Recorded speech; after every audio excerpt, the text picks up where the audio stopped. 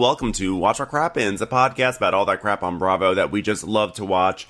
I'm Ben Mandelker, and joining me on this wonderful Thursday afternoon is the hilarious and glorious and supportive of other women, RHONY Karam from Rose Prick's Bachelor Roast. What's going on, RHONY?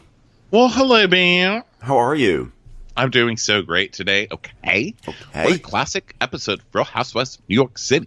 Oh my God, this was an amazing episode. I could not believe this gift that came down from the Bravo gods. It's just Real Housewives of New York. They know how to bring it, which at this point is now just sounding cliche or trite or I don't know. It's not a novel thing to say they know how to bring it, but every time they do bring it, it's like, wow, they just bring it nonstop. I mean, this was an episode that had like 3 full cast set pieces in it, you know, and that's just par for the course, you know, and we say it a million times. Everyone always says it, you know, if this were Beverly Hills, this would be 3 episodes right here.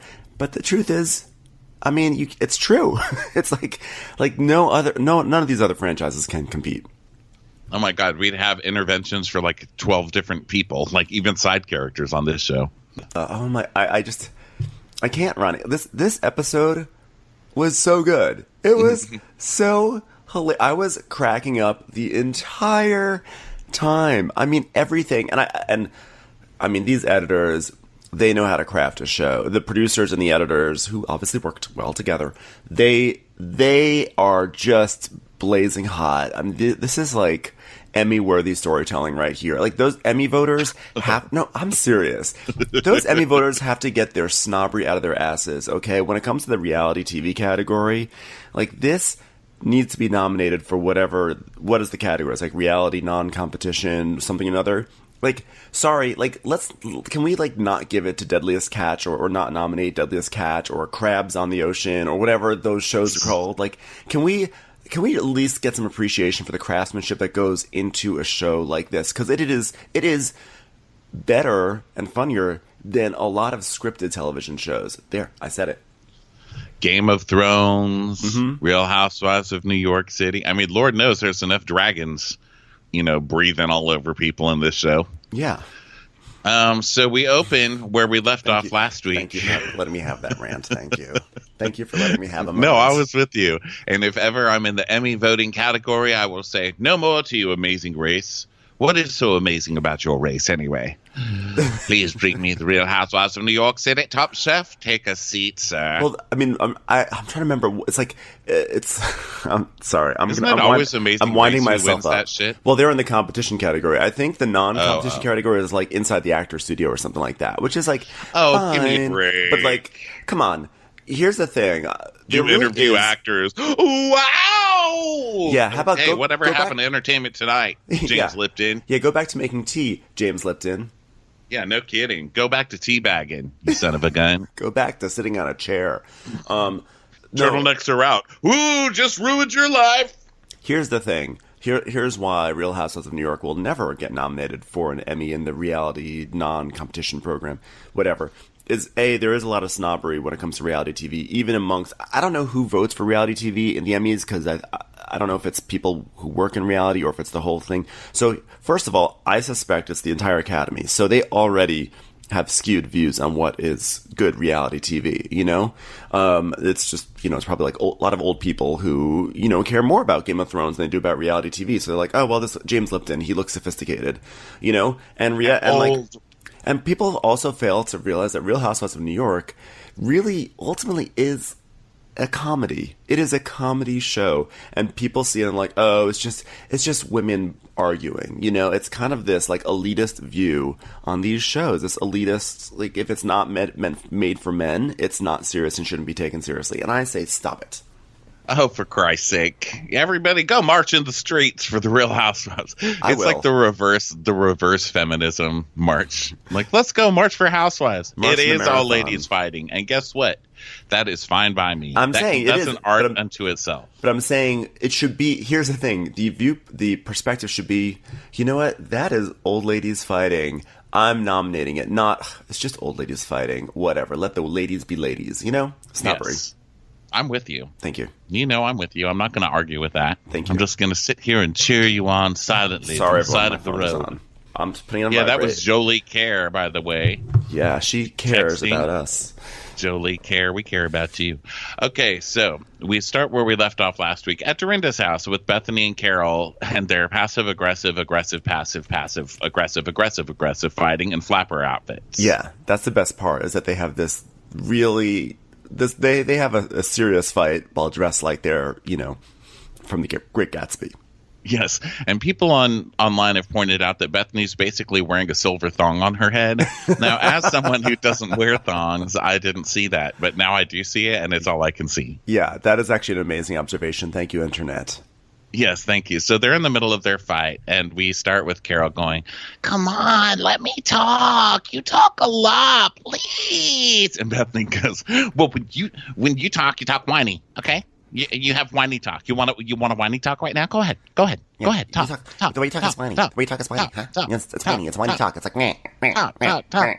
So she's like, "You don't want to let me tell my story, Carol. You don't want to let me tell my story." She's like, "I just want to know." No, you don't want to know because you won't let me talk. So neither one of them is letting the other one talk, but neither one of them really has anything to say.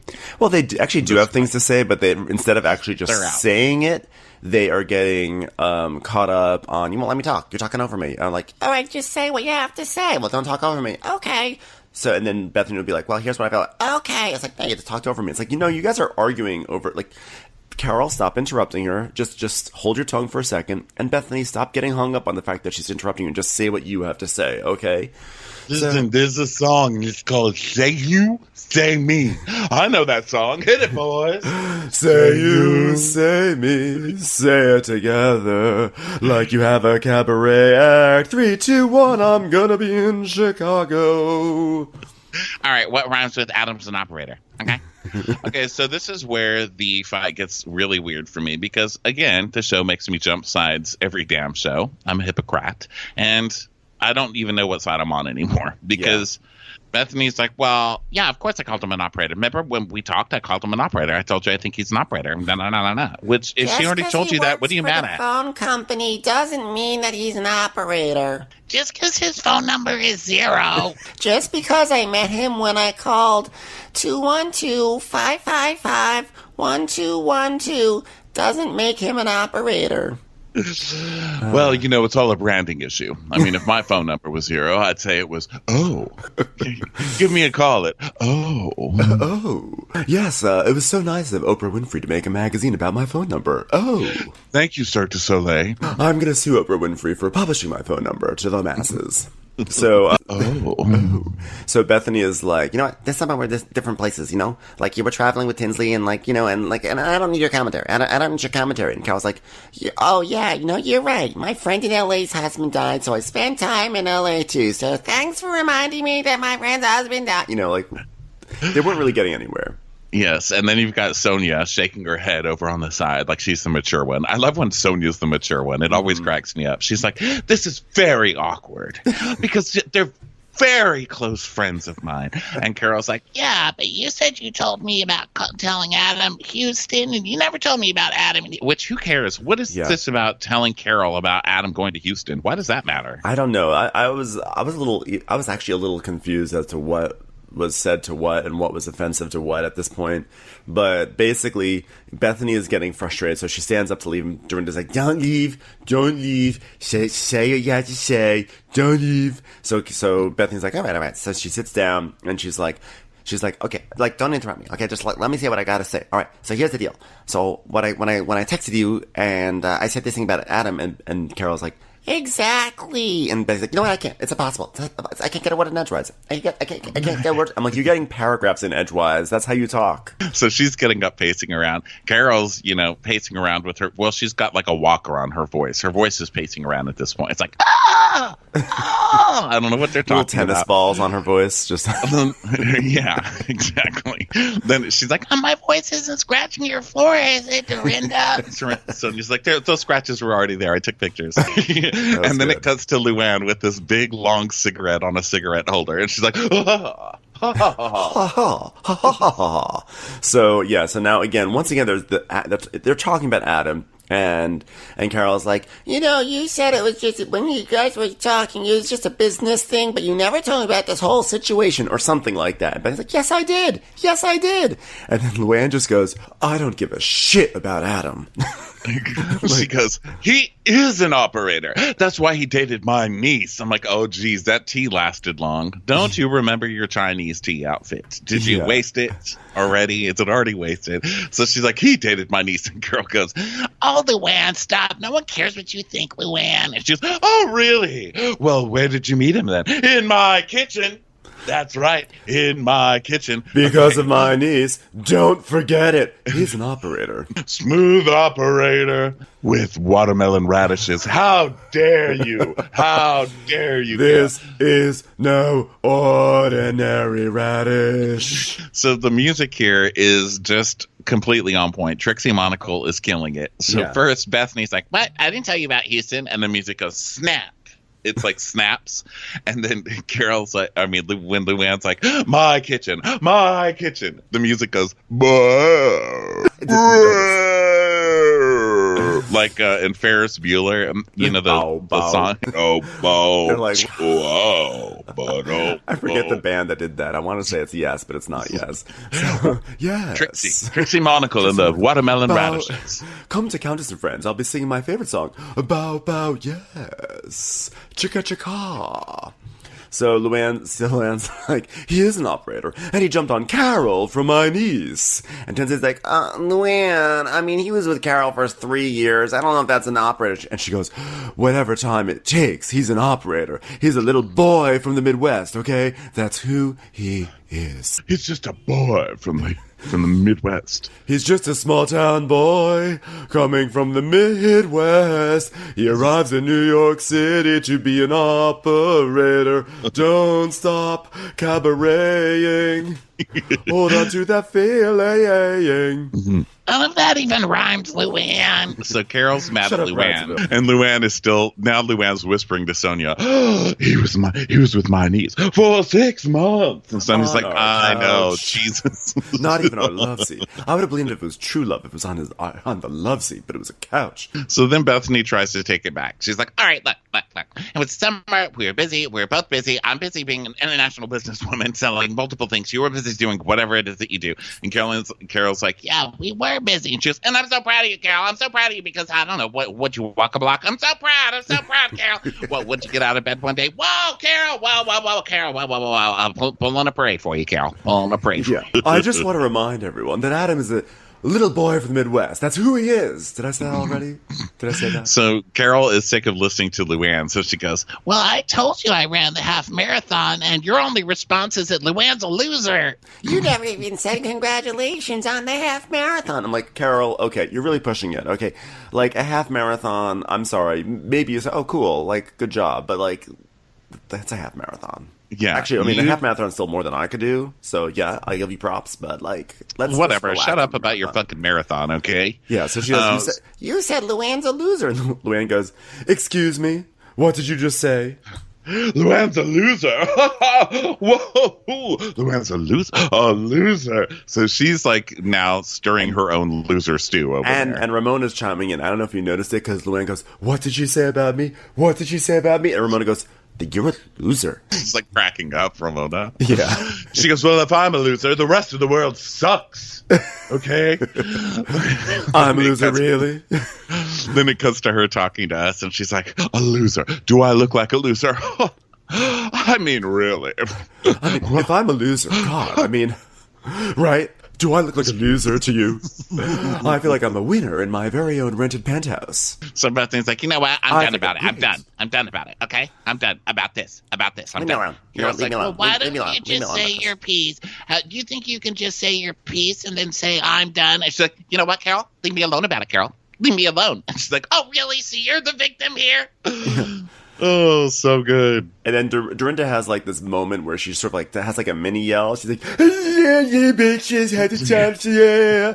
And then Luann's like, Dorinda. And then she like gets up and is like, I'm gonna sit in the chair with you. This is something that non-losers do. They share chairs with people. I'm a giver. You see, don't tell me I don't do charity. You can't say charity without chair. This is so good because Dorinda's like, I don't even know what she said either. I wrote down a bunch of letters, and then Luann's like, Dorinda, don't try and make it okay all the time. That doesn't work. And she goes, yeah, it does, Luann. Look, I'm making it okay with you. And then they hug, and Dorinda's like, look at those boobs. And then they like sit together and they start playing with each other's boobs while this fight is going on. So and then Ramona comes from like a reading rainbow corner over there. She's like, listen. Friendships are about understanding each other, and Bethany only wants to understand her own point of view, and it hurts because I know that Bethany's hurt. That makes me sad because I know she's hurting inside. So, hurting inside hurts more than hurting outside, because when you're hurting outside, other people see it and they say you're hurt, but when you're hurting on the inside, nobody sees it unless you're a woman with a career that Bethany's not supporting. Then you see it and you're like, you're hurt, bitch. It's time for a commercial. It's time for a Crappens commercial. So now Bethany is like getting really shrill, you know, because it's like this. Bethany is now so furious that Carol said that Bethany said that Luann was a loser. She's furious that Carol is basically putting her on blast for that. She's like, you think I would tolerate this conversation if you know, she's like, her voice is getting this high thing, and she's like, what's the matter? Like, I walk out of every unpleasant conversation. Like, I'm tolerating you right now because I care about you, huh? Yeah, like, how old are you? I know you want to be 45, but don't act 7, okay? So what? Yes, and Bethany's right on this one. Yeah, that was actually a good line. That was a dick move, Carol. Like, fight your own battles. You don't need to bring everybody into it. And Lee's like, you know what's worse than Carol saying that you said I'm a loser? The fact that you said it. And she's like, look. I don't know that I said it. But it's possible that I did, okay? It's possible. She goes, you think I care what you think about me? And she stands up and she gets in Bethany's face. And Bethany goes, I hope not. I hope not. And she goes, not for 1 second. And Bethany goes, oh, really? Do you care that you have lipstick on your face? And then I goes, oh, I do, actually. I do. It's like, see, you care what I think about you, and I care what you think about me. And she goes, oh, I do care. All right, I do care. It's fine. I do. Well, what was... All right, you got me. I care. What can I say? I'm a caring operator. 3, 2, 1, I care. 'Cause I share. Is that a song? I made it up. So Bethany... Also, right before that, Bethany's like, Luann, like, how many bad things have you said about me? Okay, you're piling onto this argument for no reason. And Luann's like, I've never said a bad thing about you. Not one thing at all. Haircut. Is it saying something bad if I report a crime? You stole a haircut. Just get mad at anybody who walks into a police station, why don't you? I mean, why would I insult the person who popularized my very own cocktail recipe? I'm glad I could help you by letting you steal my idea for a cocktail company. First you steal my cocktail, then my hair. I mean... What could I say that's bad about you? Because everything seems to be nothing but flattery. Oh, yeah. Well, okay. Everyone, I have an announcement. I've said something negative about everyone at this table at some point in time. And Luann goes, all right, now who's going to die? We're still doing the murder mystery, right? Where's Mr. Feathersby? So Carol... Those guys must have still been in the kitchen like, what the fuck is going on out there? Right. Yeah. So Carol, her whole thing is like, Bethany can never admit to doing something that's less than perfect. Which I actually think that's a valid point. I mean, Bethany will often talk about her flaws, but she talks about her flaws almost in a way that to immunize herself from criticism. Like, no, look, I know my flaws. I know my issues. Like, you don't come at me. Like, I already know them. But Carol's kind of right. Like, Bethany has a hard time taking accountability when it comes to friendships, I think. The things that she does wrong in friendships. Yes, and then Carol's always trying to relate to the people. So she's like, when you confront Bethany, she gets in the weeds. I'm like, what is she, a waiter now? Please don't put that image in my head of Bethany being in the weeds. She's like, oh my god, I got so many tables. It's too much going on here. It's too much going on. I got too much going on. Like literally like skinny weeds. That's what I call them. You know what? It's like you go to your garden and then you have weeds, but they're skinnier than usual. Skinny weeds, huh? So Bethany's like, this is a seismic rift, okay? You know what? Like Carol said saying that like I called you Luann a loser. Like that's a Ramona move. That's like a Ramona move, okay? That's bad. So it's like, okay, this is bad now if she's comparing Carol to Ramona. Yes. And they're often separate corners complaining about each other. And so Carol's like, well, she wasn't supportive. She didn't donate a penny to my charity, and I didn't say anything. Carol, it was a marathon, okay? If you want people to give you money, sell some Girl Scout cookies on your way. You know what I mean? That's how to do a marathon. Yeah, exactly. And also it's like Bethany's literally chartering airplanes to go to Puerto Rico. I mean, it just came out today. I guess the White House said that this was the best female response of all time is to Puerto Rico. I think that's what I saw on The View, like, fleetingly today, so I'm sorry if I get that wrong. And, like, I don't know why I'm bringing that up. I'm not trying to politicize this podcast. But the point is that Bethany was actually doing stuff. She was doing more than FEMA, I feel like. And so Carol's like, I ran a marathon. You know, it's like, okay, like, Carol, like, sorry if Bethany didn't... First of all, I think Bethany did donate to you. And second of all, sorry if she was preoccupied chartering airplanes to Puerto Rico. I don't know. To me, it was a petty moment. So Bethany's still freaking out and squealing, like, well, she says I don't trust her, and now I don't trust her because she said this thing. Why would I trust her? And, like, she's doing her squeal thing where she's just in the manic. Yeah. That's toothpaste. I can't put toothpaste back in the tube. Blah, blah, blah. And so she's squealing, and then Luann goes, all right, now that's enough. Listen here. There is no loser here. It's like, let's concentrate on the fight. Someone called me a loser. So she gets a big feather boa thing, and she's like, oh, ciao, Bella. No, that's Italian. All right, let's start again. Smooth operator. She's just singing, and Bethany's like, what happened to this house? Like, I feel 4 feet tall right now. Like, what the hell is happening? She's like, it's the Berserk shows, Bethany. Thank you. That's what happens. Au revoir. There we go. French. Just like my former husband, Count Alexander de Lesseps. So, run, smooth operator. Am I right, girls? Run away and save your life. That's by a band called The Real McCoy. So, Ramona, meanwhile, is in the hallway talking to Carol, and she's like, oh, I feel bad. I felt your pain. I felt her pain. It was like, you know what I'm saying? Like, no, Ramona, I don't know what you're saying. No one knows what you're saying. So Bethany is hearing her, and so she senses Bethany there. So she's like, look, all I want to say is I love you both. Okay, I love you so much. And Bethany's like, oh, yeah, now you're on a stage, and it's not, that's not what you were saying 10 minutes ago. We get it, Ramona, you're on a stage. And she's like, listen, to be or not to be obsessed with healthcare. I think you should be obsessed with your skin. Personally, Ramona Singer Skincare. Shut up, Ramona. Yeah, Ramona loves this, I'm not on a stage, okay? But that being said, memories, like the morning of memories of Mario memories. Where's the tire? I'm getting on the tire, and I'm floating up into the heavens to see Avery with her friends in the memories. Oh, for Christ's sake, it's not. Get off the tire, Ramona. It's not about you.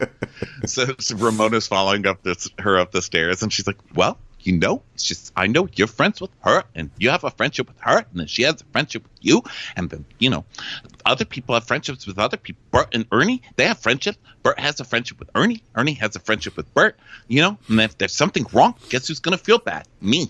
That's who it affects. Consider the real people affected by this. Yeah. It's always sad to see a friendship on the rocks, I know you have friendship with her, and it's very upsetting to me. It's like, imagine if someone said, hey, Ramona, you and Avery, your sister friend, are no longer friends. That'd be very upsetting, because we're basically like friends. I know my mother, but I'm basically her equal, because we look the same. And we go out to bars together. We get cocktails. We each get 3 cocktails. The first cocktail is a short one in a small glass with 1 ice cube. The second one's a tall one with tequila and 3 ice cubes and some soda. And the third one has 3 limes around it and a little bit of ice and a little bit of water. Okay? Okay. Let's face it. It's time for a commercial break. I'm sorry, but if we don't take one, it's going to be very déclassé. Okay? So then we get our South Park segment of the season, because every year now Dorinda's going to try and kill herself in some way. It's like Kenny, from South Park, where he just kept dying. Like, they would find a new way to kill Kenny every episode. So it's like every year they're going to try and find a new way to kill Dorinda. Last year she was stabbing herself with a knife, not even knowing it. This year she's like, happy birthday. Well, actually Ramona takes over the happy birthday, which is probably one of the funniest things ever. Happy birthday to you, okay? It's like, okay, Ramona, we hear you. So then Dorinda has this cake full of candles and just like stabs her face with it. Yeah, she's like, to try to make things funny, she like puts her head in the cake, as Danny Pellegrino said, Mrs. Doubtfire style. But the thing is that the candles were still lit. Like, she just puts her face into fire. Yeah, she's like the Freddy Krueger now of the Berkshires. She's like, I got haunted dreams. I'm gonna stick my tongue out of your phone. Hey, why don't you go to sleep so we can talk together? And you know what's funny is that Luann When Dorinda does that, Luann goes, "Why did you do that? Why would you do that to yourself? Would you believe it, girls? She ruined the cake. She burned her face with cake candles." So then they just all start eating the cake off her face, which was both disturbing and wonderful. Yeah. Want to get a party started? Put cake on your face. 3, 2, 1. Cake on your face. Cake on your face. We got the party started with cake on your face. So then Bethany's like, Oh, you know what? Thank you, Dorinda. Thank you for having us. All right, on the count of 3. You made it nice. It's like, these people are crazy. Okay, we just went from the worst fight ever to, you made it nice. Everyone's happy. Yeah. So it's 9:20 in the morning. Oh, no, it's 9:20 at night. And Lou and Sonia and the rest of them are just dancing downstairs, humping each other like crazy people. They're just wasted. I know. And then upstairs, Bethany is for some reason just fully naked except for a little thong. And she's trying to get into the Green Santa costume. Just kidding. It's the elf costume. I know. But she's trying to get into it. But like she and Dorinda are both drunk and they're both trying to get into it. And they're sort of like wrestling. And Dorinda starts talking. I forget what Dorinda said in her interview, but it was clearly what they call a pickup, you know, when they basically shoot an interview after the fact. And I don't know what's going on with her hair. I'm going to squarely blame, I believe Luke from Ladies of London is her new hair guy, but she looked like Dorothy Zbornak. It was, someone put Dorinda in old lady hair, and I did not appreciate it. Well, it was probably a wig from burning all her hair off. Yeah, maybe that was what it was. So yeah, they're they're like giggling, and she's like, I am Santa, Bethany. Stop trying to take Santa from me. and Bethany's like, I didn't know she owned Christmas. Okay. I mean, she has the hair of Mrs. Claus, and I've got the jaw of an elf. So it worked out. I'll just be her what's the matter. Okay? I didn't know that elves had specifically like jaws, like signature jaws. I thought elves were sort of like had fairly standard jaws, you know. Well, I think she's doing the elves from those claymation movies, which I've been talking about a lot this week for whatever, those claymation Christmas movies where they all have huge chins. I think she's probably, I think it's her way of saying, yeah, I know, I got a jaw situation. Okay, I know. Okay, I know. So now Bethany, so Carol and Dorinda are sitting on a bed now, and they're like talking about the fight and everything. And then Bethany walks in. She's like, "Oh my god, like it's like a circle jerk of conversations." See that? I said circle jerk. Isn't that funny? It's like circle jerk. It's like penis. It's like semen. It's like I got semen on my face, but it's a conversation. It's a semen conversation. See what I'm saying? Yeah, I'm not going to do this anymore. Carol. Because Carol is still talking to Carol's on the bed now talking to Dorinda, and she's like, Well, you know, I think Bethany is looking at this through the lens of her own experience, like narcissists do. I'm like, excuse you, that is what human beings do. Yeah. You God idiots. forbid you apply your own experience to something. Yes. So, and I love this show for making me go so far to the other side already. It's like last week I was like, screw Bethany. Carol's totally right. How dare Bethany? And this week I'm like, shut up, Carol. Well, it's kind of funny. This episode ultimately winds up being very anti-Bethany. So it is like, it's over even the course of the episode. I was a little bit more on Bethany's side during this argument. Even though most of the audience, I think, was on Carol's side. I was more on Bethany's side. But then it's like, by the end of the episode, it's like, but Bethany she's a hard person to get behind sometimes. So so Dorinda leaves them alone, and they sit down. She's like, I gotta go. You guys talk. I got Campbell Chocolate. I gotta apply some aloe to my face. So Carol's like, All right, I've said my piece. You've said your piece. and Bethany's like, I never said my piece. Well, you know, it's an expression. No, I literally never said the words my piece, okay? My piece. Okay, now I said my piece. It's like, I've heard the expression, Carol. So Carol's like, Well, the thing is, you didn't tell me you said Houston. She's like, oh my God, you must be missing a text or an email or something. And Carol goes, No, I'm not. I'm like, you wouldn't know if you're missing it. If, like, don't say you're not, because if you're missing it, you don't know that you're missing it. That's the whole point of a missing text or email. yeah. And Bethany goes, oh, so you think I just called you out of the blue and said Adam sucks? And earlier in the episode, Carol was like, possible. Earlier in the episode, Carol was telling us, she goes, But one day, Bethany called me out of the blue and said Adam sucks. I'm like, Bethany, you do later on call Ramona out of the blue and tell her that she sucks. So it's not like totally unprecedented for you. Like, you know what, Adam sucks. And actually, even earlier before, friends call you, they call you out of the blue. Like, is there a certain time that they're supposed to call you? Of course, you called out of the blue to say Adam sucks. And I actually, by the way, in Bethany's favor, what I liked about her in this argument a little bit earlier in the episode when they're still at the table is that I feel like Bethany can can walk back or walk through what she said and her motivations very clearly, which is what sort of gives her an edge a little bit in my book. She's like, so here's basically what happened.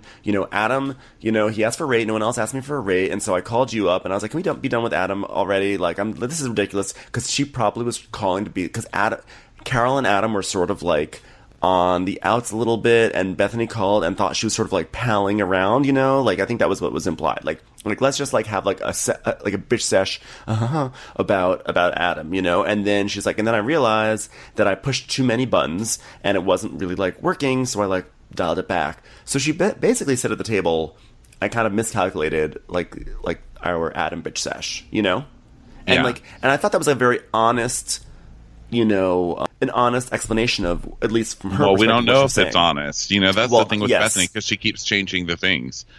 Well, I'm saying, but she that's what I'm keeps saying. changing That's her story. But it felt, because she was able to explain it clearly and cogently, that's why it felt more honest to me. Well, at least it explains it to me, because I don't know even what Carol's mad at now. Because now I'm like, well, okay, so if Bethany called you and told you about all this stuff and said that Adam wanted to be paid and all this stuff, and he's an ass and he's an operator and blah, blah, blah, blah, blah, then why are you mad about that now? Are you literally just mad that something was said about Houston and you didn't know about Bethany? Houston? Like, are you saying, why is Bethany mad, or was Carol no, mad? why is Carol mad? Because now Carol's just bringing up Houston. If you already knew all this other stuff, I thought Carol she was mad. Here's the reason why. She just heard that Bethany was calling Adam, an operator and all this stuff. But if she already knew that, I'm confused. No, I think this is why Carol was mad, because she knows that there's been like a weird vibe with Bethany, and then she finds out the night before, thanks to basically Ramona and Dorinda, that Bethany was talking about this situation, about the operator situation. So in Carol's mind, she thinks Bethany is going around talking shit about Adam and calling him an operator all around town. So that's got her mad. Like, why the fuck are you doing that? Like, that's so obnoxious in her mind.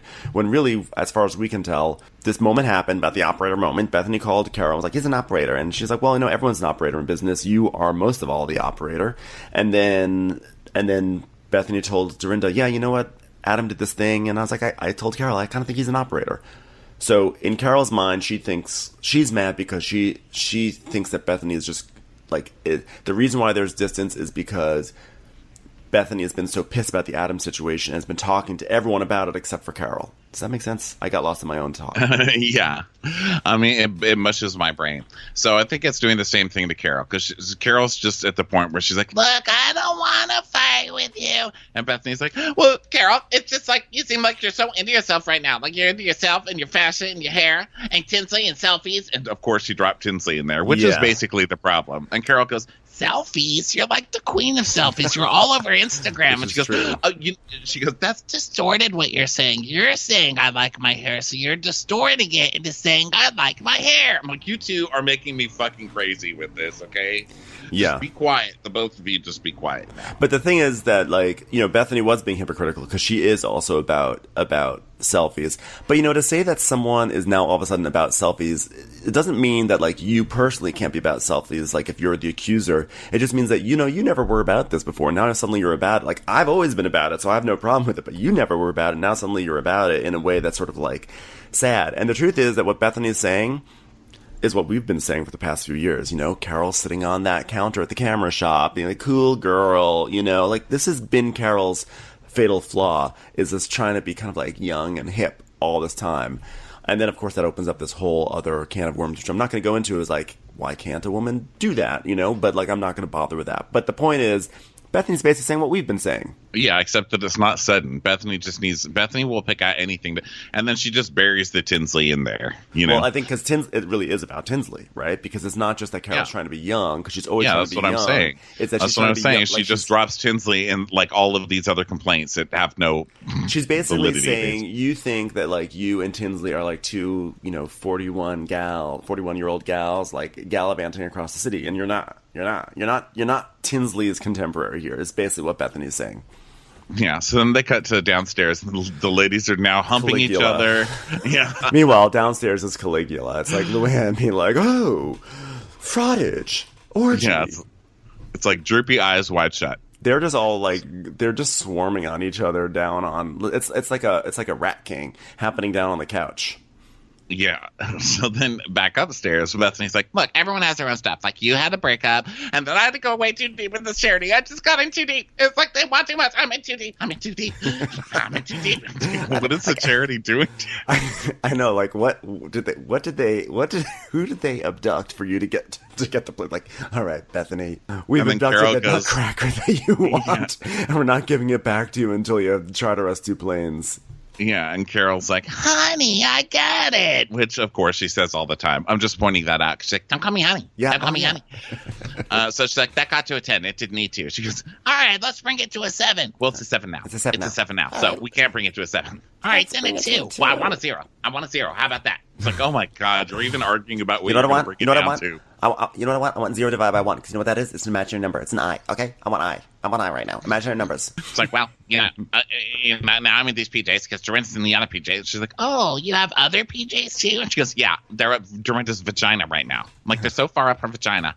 It's like she's going to give birth to a baby, like Velvet Santa Claus suit. Dorinda did mention having camel toe a few times this episode.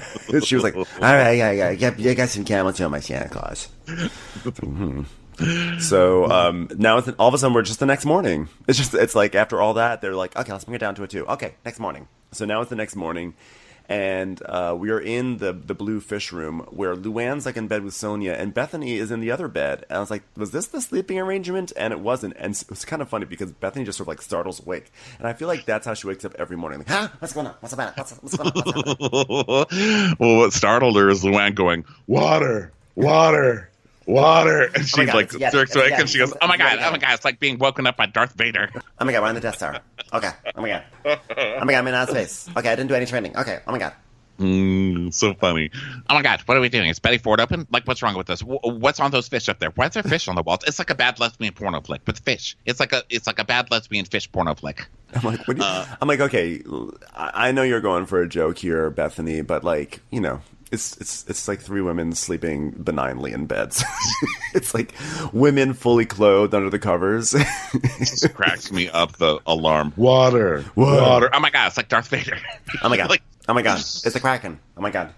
Release the Kraken. It's Luann. By the way, the Betty Ford reference, also great foreshadowing. Yeah. She's like, promises? Anyone want to make some promises? So Dorinda comes to the door and she's like, hello, it's me, Dorinda. Just reminding you that the coffee station's downstairs. And if you want some coffee, you can get it yourself because it's in a goddamn empty lane. All right, so if you want your goddamn coffee. And then Luann just opens the door and drags her in. It's coming to the Kraken room. Guys, did I have horrible camel toe last night? It was awful. But at least you weren't called a loser. Commercials. Here comes one right now. So then, down in the kitchen, Luann's in this huge blue fur, which is this fucking show. So they're all eating, and Dorinda's like, we are tough bitches, and we made it through that. So Sonia comes up. She's like, hi, Dorinda. It's me, Sonia Morgan. From State Farm Insurance. We should have a talk. Yeah. I just wanted to show you these photos of all of the issues in the room that we stayed in so that you can't blame them on me later. It was good. She's like, all right, here there's a nick on the floor that pre-existed us. Here's another one. It looks like it's Luann's button impression in the wall. It's not. It was there before. And here's the swordfish. We didn't bring the swordfish in. That was on the wall also. Ramona is dating the swordfish, but she didn't rip it off the wall. So I just wanted proof. So they basically all swordfish. They basically all leave. Like it's time to go. Well, they're all packing up, and all of a sudden we see Bethany go up to Carol and be like, all right, I love you. I'll talk to you later. Okay, let's just spy the shit out. Okay, I love you. I'm like, wait, what? Did this get it resolved? Did I miss something? Yeah. Well, I mean, as much as they do, they said they wouldn't stop fighting. I don't know if it left on a 10 or a 2 or a 0. I don't think they ever agreed on that. But yeah, they agreed to stop fighting. But of course, this is Housewives, and now Carol's got a bone, and Carol will not let go of that bone. No. Okay? And Bethany is the same way, but Bethany will come out at shadier. Carol's just, every scene from now on, Carol's going to be like, Marathon Bethany! Marathon Bethany! It's a great time to bring back Aviva. That's what I gotta say. So, Miss Ryder Girl. So they're gone, right? Did you want to say anything else before they leave? I did not. Because in my mind, it's over. In my mind, we're shutting the door to the Berkshires 2018, which is a shame. Yes. And then she's all impressed with Sonia. She's like, oh, look at Sonia has a list of things to do. Look, congratulations. You didn't rip things off the wall this year. Isn't that what house guests do? So now we go back down to New York City, and we get to see, we actually don't even see pops of what everyone's doing. We just see Sonia at home. She has that, like, that rust-colored dog that she sort of throws on the bed, and a contractor arrives. This is a guy named Leo. And basically he's there to fix things in the townhouse, that way she can rent it out. She's like, you gotta spend money in order to make money. I'm like, why are you yelling? So yeah, she's in community theater mode in this scene. She's like, it's me, it's Sonia, where she's always facing the cameras and like shaking her head really big.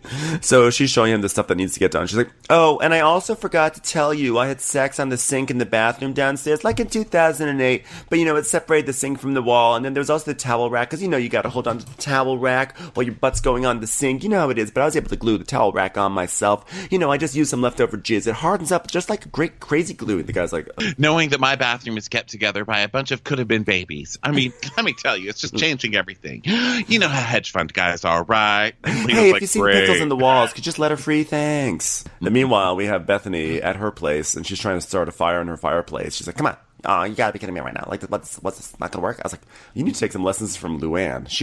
That one knows how to start a fire. Yeah, and this is we didn't start the fire. Just kidding, I did. I started the fire. I almost burned down the entire house, the Berkshires. Bethany didn't start the fire. She was always burning because her world was turning in Skinny Girl. Headline, another headline. Luann's going to jail. Oh, that's the future. That's major. That's her version of We Didn't Start the Fire. Oh. Bueller just Sonia. Tinsley's in a fight with Sonia. Ramona's Mario left her, and Tom and Luann got divorced. We didn't start the fire. Those hedge fund guys, right? So Bethany's having a party at her house now for Christmas, and it's my annual Christmas party. Like, nothing says more about Christmas than sushi. Am I right, guys? Am I right? Fire and sushi.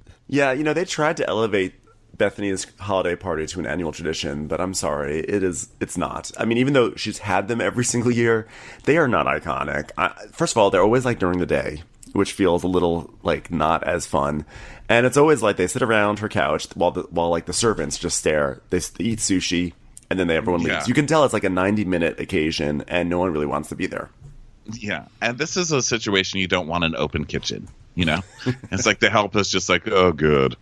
So Sonia shows, all the girls start showing up, and Bethany's being super nice to everybody because she's just had a public fight with one of them. So she's like uber nice to everybody, which I love when she does this and doesn't realize that she's like suddenly, oh, I'm nice Bethany now. Oh my God, look at Sonia. Look, Sonia, you look like a model right now. Like you're really feeling yourself. And then Sonia goes, well, I had to use a washcloth because my house is just all wrapped up. So basically I gave myself a horse bath. I mean, anyone want to smell me? I mean, I need to move out, but I don't have a place. Can I stay with you, Tinsley? Yeah, which that'll be an interesting twist. Or that was an interesting twist. By the way, did you notice Bethany was wearing like this big golden sequined top with skinny jeans, which I'm just going to suspect. I'm going to surmise that those were skinny jeans, right? Like, those had to be, because it was did they have like the bedazzled shit on the sides? I couldn't tell, but it felt like such a strange outfit because the top did not match. Like, those are not two things that you wear together. It seemed like very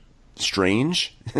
So I was like, the only reason why she'd have this strange outfit on is if she wants to be wearing her skinny girl jeans on TV, which I think is important.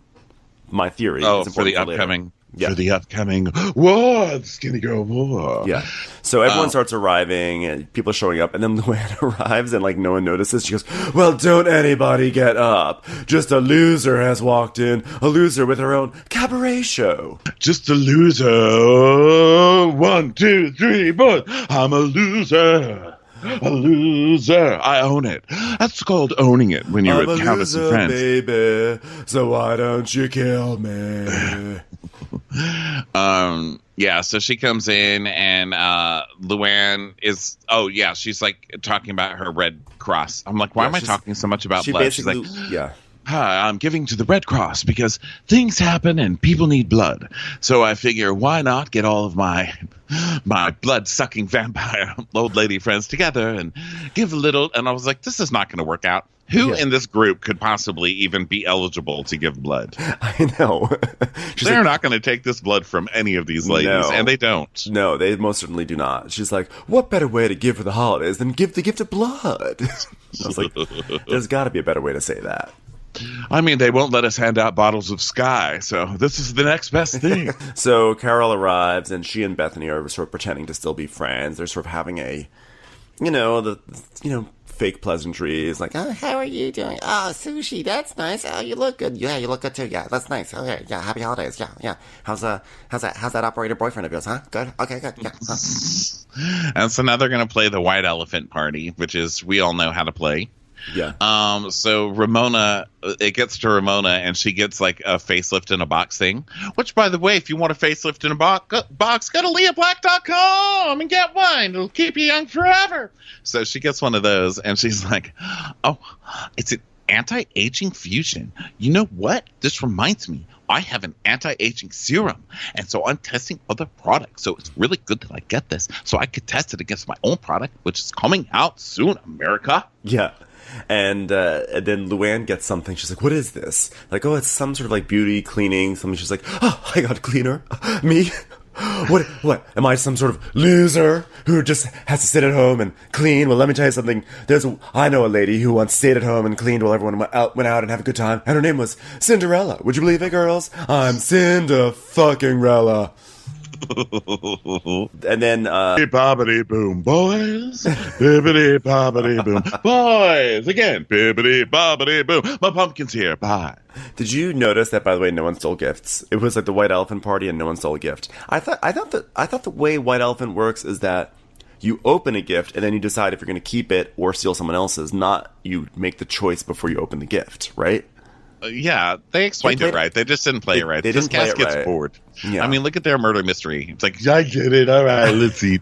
Yeah, they definitely don't get games. So anyways, they all open up their gifts and everything, and then all of a sudden it's like, ding dong, special delivery. And guess what? Dorinda's decorator guy, the guy who did all her Christmas decorations, he comes in with a huge nutcracker that Bethany had requested from FAO Schwartz for Bryn. So Dorinda's like, oh my god. Everybody's like, oh my god. Everyone's like, oh, So Bethany just starts screeching at this point. She's just like, oh my god, what's the matter? Wait, oh my god, am I the best mom in the world? Am I the best one in the world? Like what? What? I get the best gifts. It's FAO Schwartz. It's FAO Schwartz. Over and over. Like, we get it. Yeah, congratulations. You got a big wooden man for your daughter. That thing's going to terrify her every night. Yeah, she's like, listen, you know what I got to do? I got to say thank you to the gods who arranged for this to happen. Wow. I'd like to say thank you to the giant car it must have taken to get this thing over here. Thank you, car. I got to thank Mr. Schwartz. I got to thank the letters FANO for making such a great nutcracker. Thank you. I got to thank Tom Hanks for repopularizing FAO Schwartz with his movie Big. I got to thank Hilary Swank's ex-husband, Chad Lowe, because she never thanked him at the Oscars, and I want to make sure no one ever gets forgotten about when someone's thanking people, okay? Huh? I'd like to thank Nuts, because without Nuts, we wouldn't need a nutcracker, okay? Hey, you know what I want to do? I want to thank the Sugar Plum Fairy, because you know what? There are a lot of fairies out there, but Sugar Plum Fairy, no one really, what is that? What is it? Your sugar, what, your plum, your sugar? What is that? I don't know what you are, but thank you. I'd like to thank gun bans and gun restrictions, because you can no longer use guns to shoot open your nuts. So thank you. You know what I want to thank? I want to thank those old men who keep it going. You know what? Because this nutcracker, look at him. He's got to be like 75, but he's still working. He's working hard. Thank you. So Dorinda's like, well, I'm not one to look for a lot of thank yous or recognitions, but maybe just a little bit. Maybe just mention my name. I mean, Bethany did say, she turned to Dorinda and goes, you know what, you saved Christmas. You saved Christmas. You saved Christmas, which is sort of like saying thank you. I mean, I feel like it was the sentiment of thank you, but she did not say thank, or she didn't say to everyone. I feel like it was fine. I feel like she said thank you. What do these people want? I mean, yeah, I think that maybe it would have been nicer if she said, oh my god, everyone, I was looking for this nutcracker, and I say, can you find it? And Dorinda actually did it. Dorinda found it, but instead she's just like, you saved Christmas. Oh my god, am I not the best mom? Am I not the best mom? I think it goes, yeah, I always get the best gifts.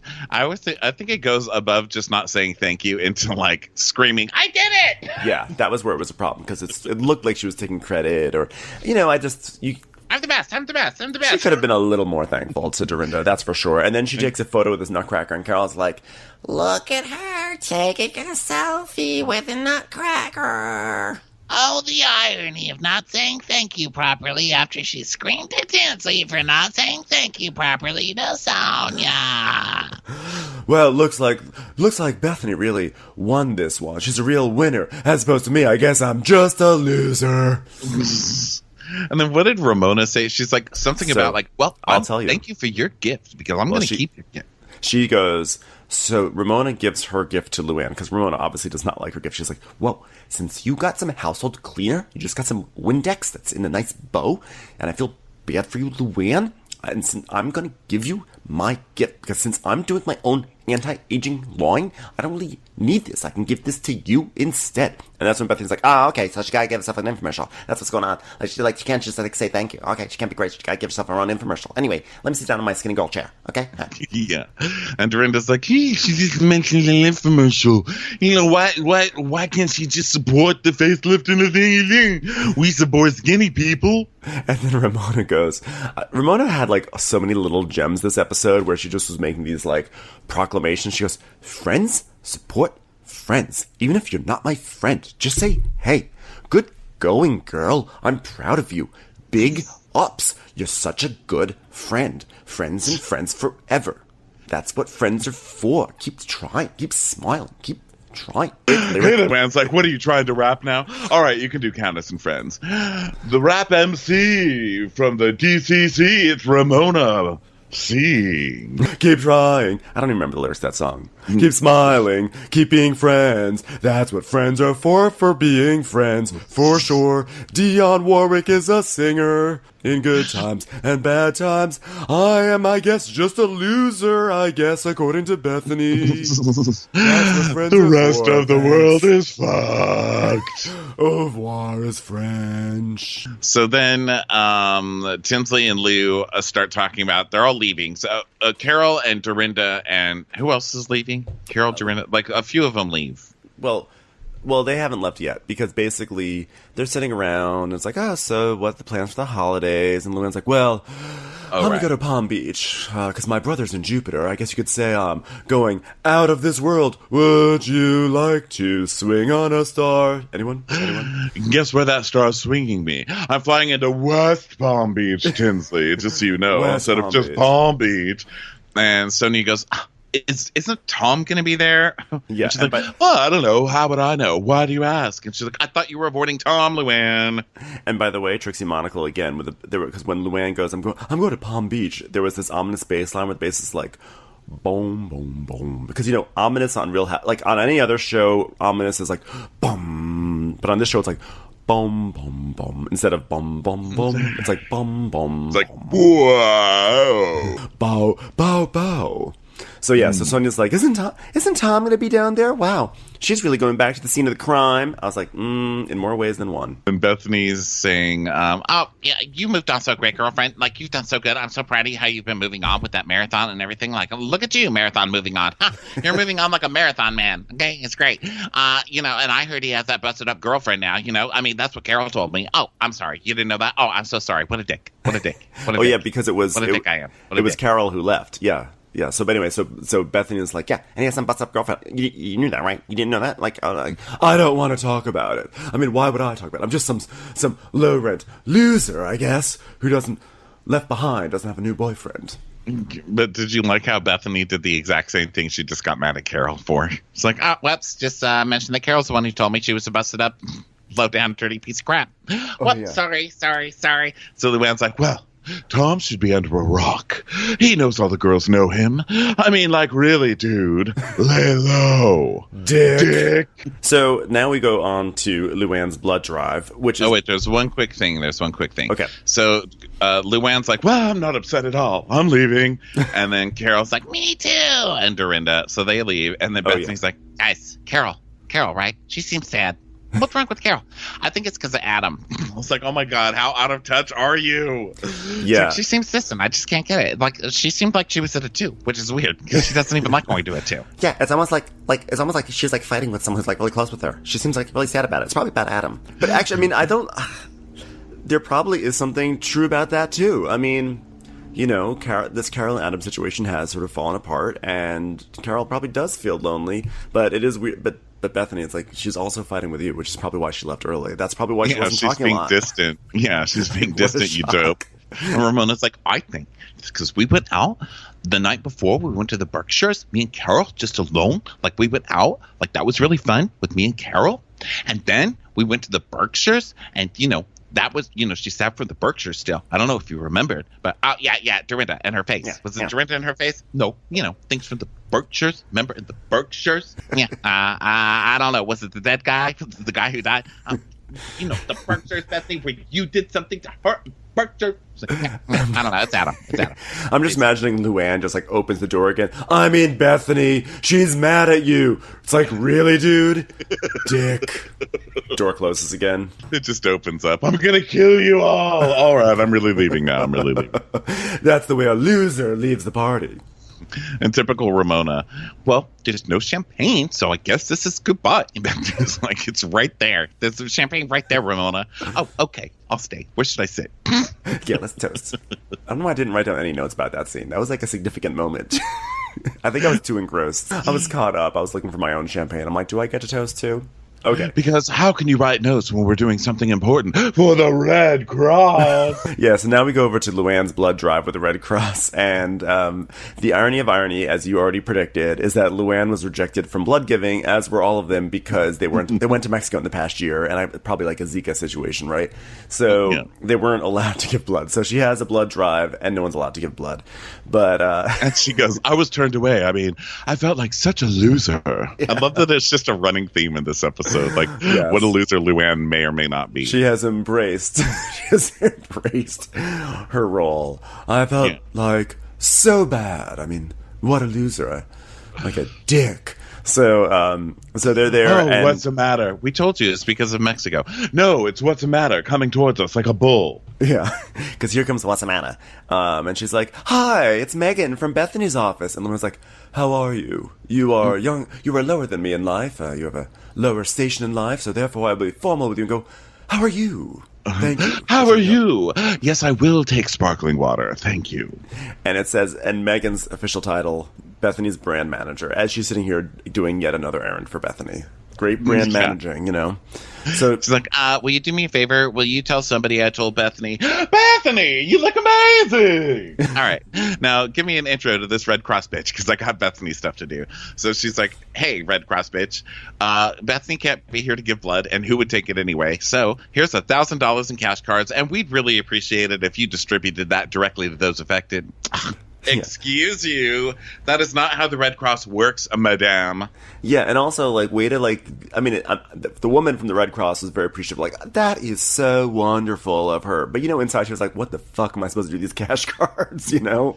Yeah, thank God it's so close to Christmas, honey. That was so heartfelt. Yeah. I will be shopping with these. So, Carol shows up, and she's like, I can't donate my blood because I'm under the weight limit. I'm like, well... that was like a little bit of a backdoor brag, but also you were in Mexico, so I brought cookies. And Sonia goes, oh, really, Carol? Well, tell us, Carol, how are you? How are you, Carol? You sad? Because Bethany was saying you're sad. Are you sad? She just gets right to it.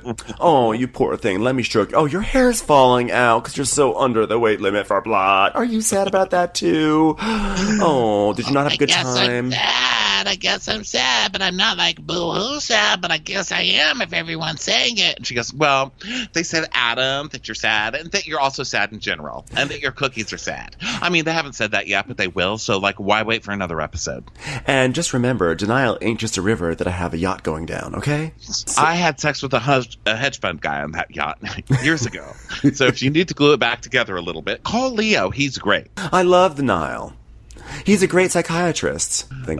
So yeah, Sonia is fucking with her now. These ladies do not waste any time. But Luann is Ramona's like, oh, sorry. Oh no, go ahead. Well, I was going to say that Luann also is stirring the pot because she goes up to Dorinda and is like, so what happened? What is this whole nutcracker situation? Like, why didn't Bethany thank you? And Dorinda's like, Girl's like, Dorinda's the one who got the nutcracker. She goes, oh, I had no idea. I mean, you didn't say anything about it. So naturally, I gave props to that young man, that young hot Santa man. Young gift that you brought for me. I'm like, well, why would Dorinda's assistant be bringing it? People, come on. Yeah, exactly. So now Ramona's talking to Carol about the stuff that Bethany said about Carol being sad. And Carol's like, Well, I think it's pretty obvious that Bethany's really talking about herself. She's talking about herself. I think she has a hard time painting and maintaining friendships. Painting? Did I write down painting? Have time, whatever. Basically, Carol says that Bethany has a hard time creating and maintaining friendships, which is true too. And that's what we've always said Bethany's biggest problem is. She cannot be in a friendship. Yeah, and Dorinda's like, I was disappointed. I achieved something Bethany couldn't. Do you know how hard that is to achieve something that Bethany couldn't? I mean, it would have been nice to get a shout out, is all I'm saying. That's alright, man. I just wanted to call up Z100 and be like, this is a shout out to Dorinda for getting a nutcracker, and now I'd like to request a song by Zed. Just put a fucking Dorinda wig on that nutcracker, and let's all be done with it. Well, it's so ridiculous. The way her hair is going, it's not that far from it. I'm telling you, Luke, get that hair in shape, all right? So Carol, Carol actually has a good point too, which is like, well, basically, if Bethany was so concerned that I was sad, it would have meant a lot more if she pulled me aside and was like, how are you doing? Although, now I'm going to contradict myself. Sometimes, if you're in a social situation, you see that someone looks sad, after the fact you go, I think that person looks sad, and then you maybe reach out to them. But I don't know. I don't think that what Bethany said is the worst thing in the world. No, I think Carol. Come on, Carol. You were being distant. You left, and she was basically like, "Why is Carol being distant? I mean, why is this like? Then don't be distant. Then. Yeah. I mean, come on. So, you can't say, "Oh, I forgive," and then she's like, "Well, I don't forgive yet." It's like, "Oh, jeez." So now then we skip revenge, over. Yeah, I was gonna say her revenge is to now wind up Ramona about Bethany. Is that what you were gonna say? Yeah, she's like, so Ramona, what did Bethany say about me? She goes, well, she said Carol is lonely, so sad without Adam being lonely. She's so lonely, she looks lonely, she smells lonely, she's lonely, facial lonely, facelift in a box, lonely. That's what you look like, lonely. Ramona just kept saying lonely. Yeah, lonely teardrops. Okay, so Carol's now starts like, winding up Ramona. Then you mentioned skincare, and she said you were trying to do an infomercial. That must not have made you feel great. And Dorinda's like, guys, where else are you allowed to speak to people like that, the way she talks to us? Where else? Why are we letting someone talk like that to us? We don't talk like that. Get that goddamn blood-sucking thing away from me. And Ramona realizes that she suddenly has a horse in this whole race, and she goes, yeah, it was hurtful. It was hurtful. I'm like, okay, Ramona, suddenly the delicate flower, who can't take like a simple joke about the infomercial. Yeah, hypocritical for sure, but it wasn't really that hurtful. So then Ramona goes, Bethany claims to be a big supporter of women, but doesn't start at home with other women. She's not supporting any of us, okay? Let's face it, she doesn't support anyone. Reminds me of this one time when I was a little girl, and I was having dinner, and I was like, could you please pass the bread? And Geraldine Parson-Smith said, no more bread for you, you're a fat little girl. And I said, whoa, but doesn't support start at home? And she said, no, support starts with your bra, okay? And to this day, I've never had bread, okay? I'm sorry, I don't know bread rolls. So we leave these crazies, and then we go, now Sonia and Ramona are walking around together, just defending everybody giving blood, basically. Yeah, they're just walking. These people are feeling woozy. They're about to pass out. And and meanwhile, Ramona and Sonia are walking around being like, let's go check our iron levels. If you have too much iron, you get constipated. Well, you know what? I actually would like to be constipated a little bit. Oh, really? Well, I want my poops to be a little firmer. I want them to be more al dente, Not that I eat them, but I just want them to have a good, firm, tactile feel about them. It's a little too loose. Oh, that means you don't have any iron. I have no iron. I need more iron. Right. Okay. Right now, I have duck poops. So I have duck poops. And then they just passed this lady who's like horrified by the whole thing. Could you imagine if they could give blood? Could you imagine having like Dorinda's blood coursing through your body? That's a really, really intense feeling. Or like Luann. Suddenly just start stabbing yourself. It's like, what is happening to me? I just lit my face on fire. So now a small but like epic, iconic scene. I think this scene will go down with like the Brooklyn Bridge scene because we suddenly see Ramona walking her dog on the sidewalks of New York, and she's walking around, and the phone rings, and it's Bethany, and Bethany calls up, and she's upset, she's agitated, and we can tell she's like winding up to go in on Ramona, and she's like, you know what? I don't have many girlfriends, and the few girlfriends that I have, and then Ramona's basically like, she basically starts talking about point. What's your point, Bethany? What's your point? Like, she's already starting to get mad because she can tell that she's about to get yelled at. Exactly. So Bethany's like, you didn't even let me get to my point. You didn't even let me get to my point. I'm going to tell you my point if you'll just let me get there. Like, can we get this down to a 7 or like a 2 or like a 0? A 0 would be great. Okay. Bethany really has to work on that. It is really irritating that like she does get hung up on these, like, you're not letting me talk. She did that with Ramona back in the Berkshires last year too, when they were starting to have their talk, and she's like, so basically Bethany said, you know, Sonia told me that you guys were all talking about me at the Red Cross event, you know, and so then she says, so I do have good friends, and Carol's actually one of them, and I feel like through this group, you have your different moments with each person, and like you've definitely done like emotional damage. And Ramona's like, you know what? You sound very negative, and I'm in a great place, okay? And Bethany's like, well, you know what? You're enjoying my argument with Carol. That's what you like. You like it a lot. And Ramona's like, I don't enjoy any arguments. What are you talking about? I hate arguments. Whenever you see me smiling when you guys are arguing, that's because I'm thinking about a happier time when you guys weren't arguing. I'm not enjoying myself at all. I'm actually the saddest when I'm smiling during your arguments, okay? Meanwhile, the dog is standing just in the street. In the street. Ramona's standing in the street, corner, just like completely not paying attention. And, you know, I cannot believe that this dog did not get just completely splatted all over the street, because it's just standing in the street. Like, who does that? It's like, you know what? I don't even care about your relationship with Carol. Okay? Like, what are you calling me about this? Like, why are you blaming me? I don't even care. Okay? I don't even care. You know what I care about? My dog making a little pee-pee. Okay? That's all I care about. Make a little pee-pee. Like, how many times do I have to tell you? Just make a little pee-pee. And the week. Poops. Yeah. You pray on the week. Like, what is wrong with you? You pray on the week. I'm like, oh yeah, you're so fucking weak, Bethany. Yeah. And also having these moments with everybody, and also F you for having me take Ramona's side. I don't know that's ever happened. This was an unhinged moment from Bethany, and I have to say, I think Ramona read Bethany. What do you say, to shit, to hell, to wherever. She just took her down, and it was like, whoa, because Bethany's like, you know what, you say you support women, and Ramona goes, no, actually, you don't support women. I'm very, very upset and hurt that you had the audacity at your lunch. I came out and I said I was making a skincare line, and you said, oh, wow, that's an infomercial. And when you left and right, you bring up every product that you do, and you don't support other women. You don't acknowledge anybody for anything they ever do. And as soon as Carol left the party, you talked about it behind her back. So how do you have the audacity to talk to me like you're talking to her? How about you didn't even give Dorinda credit for getting the nutcracker, okay? I'm sorry. You know how upset you got Dorinda for not acknowledging she got you that nutcracker for your daughter, okay? I'm sorry. Your problem is with yourself. Don't put it on me. Yeah, you put everybody down to make yourself look good, okay? And I'm not having any part of that, so I'm hanging up now. Bye! This clicks up. Meanwhile, she's like dragging a dead dog and doesn't even notice. You don't support other women whose dogs just died during this phone call, okay? It was such an amazing monologue. It was amazing. Ramona monologues, okay? You don't. Everyone will gather just famous actresses to gather around and read Ramona monologues.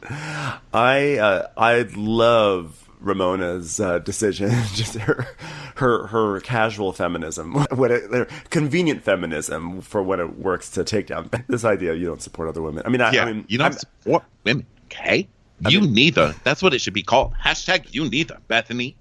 You neither. I mean, it's true. It's true. I don't think Bethany is great with supporting other women, but I love that suddenly Ramona cares about that. like out of nowhere, Ramona cares about is supporting other women. Well, now they've all decided that that's their thing. So we saw at the Red Cross thing when Dorinda's like, why would we let anybody talk to us like he?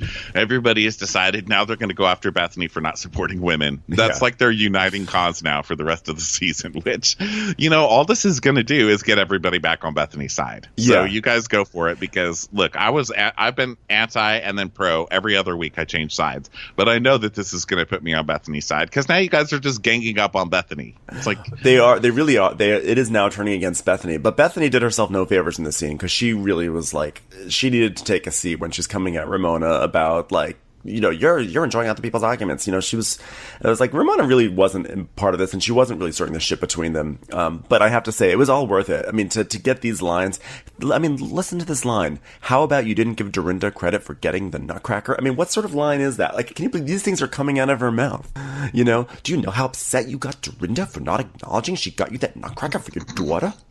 Do you know? And the rest of the season is completely set up. Yeah. So then we go over to Luann, where her realtor Anne is there. Yeah. And she's found her a perfect rental. Oh, isn't it perfect? I mean, look at this. There's a door to the outside. The dog just goes out there. Isn't it amazing the way doors work? And Anne's like, oh, it's a new chapter. It's a perfect place for your new chapter. For example, you go outside and then you just, you're facing a wall. So, I mean, just put your hands up against the wall and just breathe deep because that's your new chapter now. And he's like, oh, well, it's been done. I love this bad boy. Bad boy, what you gonna do? What you gonna do when Anne finds a penthouse for you? Oh, yes, I feel like I have a clean slate. I mean, everything's gonna be uphill from... Well, I mean, like, everything's... no place to go but up from here, except you can't go that far up, because I do have the penthouse. Ha! Well, I won't be here much anyway, because I'll be going to Palm Beach regular, Tinsley. Then I'll be going to Chile, then I'll be going to Argentina, and then it goes 48 hours later. It'll be such a great trip. I'll be totally unshackled. Don't try and tie me down. I can't wait to try each and every cocktail in all these countries, because surely that's what I'll be doing. Drinking cocktail after cocktail. I will continue to be drinking cocktails and walking around like a free lady from country to country all through South America. Nothing's gonna stop me. Nothing in the entire world. 48 hours later. Dun, dun, dun, dun, dun, dun, dun, dun, dun, dun. And Palm Beach. Sits in the back of that cop car in Palm Beach. No, don't touch me. I'm gonna kill you. I'm gonna kill you all with my singing. Killing you all softly with my songs. And so she's like, why are these things on me? Can I just get out of them? And he's like, I'm gonna hog tie you if you don't stop. Oh, I love prosciutto. Oink, oink. Well, that sounds delicious. Tie me up, officer. I don't mind. Hog tie me up. I just love that she slipped out of her. I'll send you a thank you note after. Hog tie me up. Hog tie, baby, hog tie. Send me your love, baby, your love, hog tie. Yeah, so she's just wasted. She slips out of her ties, which is amazing. Handcuffs. She slipped out of her. I've never seen someone do that. She Houdini'd that shit. She got out of her handcuffs and she's like, why? Why are you doing this to me? Why? I'm gonna kill you all. What did I do wrong? What did I do? What did I do to deserve this? I cannot believe they used that footage. Shady. And they show her in jail, and the judge is like, now, I don't know if you have a drinking problem or not, but you should probably stop drinking. And it's like, bum, bum, bum, to be continued. Wow. That was amazing. And so hilarious that they show her literally talking about going to Chile and Argentina and, excited about her new chapter and all the fun things she'll be doing. And it's like 48 hours later, they show security footage. I mean, it's so shady. Way to take the piss out of her. So shady, amazing people. Love it. So good. And that brings us to the end. Yeah, just an amazing, amazing episode. If Luann's a loser, then we are all winners. That's what I say. I loved this episode. Thank you, Real Housewives of New York, for everything you give us. And everybody, thank you so much for being here. All right. Bye, everyone. Bye. Watch What Crappens would like to thank its premium sponsors. Ain't no thing like Allison King. It's always a party on Allison Block. Our way is the Amber way. It's the Foster and the Furious. It's Amanda Foster. It's Always Automatic with Ashley Otto. Put your hands together for Carly Clapp. Get on the right foot with Chrissy Offit. We never miss her call. It's Diane Call. Sunday in the Park with Dylan Clark. Big yay, it's Emily Gauthier. Aaron McNicholas. She don't miss no trickolas. Hava Nagila Weber. You'll never hide from Heidi Eleanor Jones. I go, you go, we all go for Hugo. Jamie. She has no last namey. She's our kind of mess. It's Jennifer Messer. Sipped some scotch with Jessica Trotch. She's our favorite streamer, Caroline Peacock. Kristen the Piston Anderson. Get a bee in your bonnet with Lacey B. K Sarah Sarah, whatever will be, will Lauren Silsby. She gets an A from us. It's Lindsay D. Let's give a kisserino to Lisa Lino. Fresh as a daisy, it's Maisie McHenry. Megan Berg. You can't have a burger without the Berg. This is Livin' with Michelle Vivian. I love ya, Olivia Williamson. She sure is swell. It's Raquel. Yes, we canna. It's Savannah. Cast a spell with Shannon Spellman. Let's share with Sharon Eldridge. Darn Skippy, it's Tippy. And our super premium sponsors. Make way for AJ Lopez. She's VVIP, it's Amanda V. Can't lose when you're with Amy Baldwin. Somebody get us 10 cc's of Betsy MD. We're taking the gold with Brenda Silva. Let's get real with Caitlin O'Neill. Put us on a stretcher, it's Charlotte Fletcher. Don't get salty with Christine Pepper. Can't have a meal without the Emily Sides. Who, what, why, where, and Gwen Pentland. Let's go into the woods with Guy Tubbs. Nobody holds a candle to Jamie Kendall. Hail the Cork Master, the Master of the Cork, Jennifer Corcoran. We got our wish, it's Jen Plish. My favorite Murdo, Karen McMurdo. She's a total knockout, it's Katie Manock. In the study with a candlestick, it's Leslie Peacock. Gee, it's Lisa H. We're ride or die for Lisa Ryder Barron. She's a whiz, it's Liz Sarthy. Always killing it, it's Lola Alkalani. The incredible edible Matthews sisters. She eases our woes, it's Melissa St. Rose. There's a chance of meatballs, it's Rebecca Cloud. Maximum love for Sandy Maximoska. She's the queen bee, it's Sarah Lemke. We cannot tell a lie, it's Sarah Tellefson. Shannon, out of a cannon, Anthony. Please don't stop, it's Soli and Pop. Let's take off with Tamla Plain. You'll always get the full story with Tori Parsons. She ain't no shrinking Violet Kuchar. We love you guys.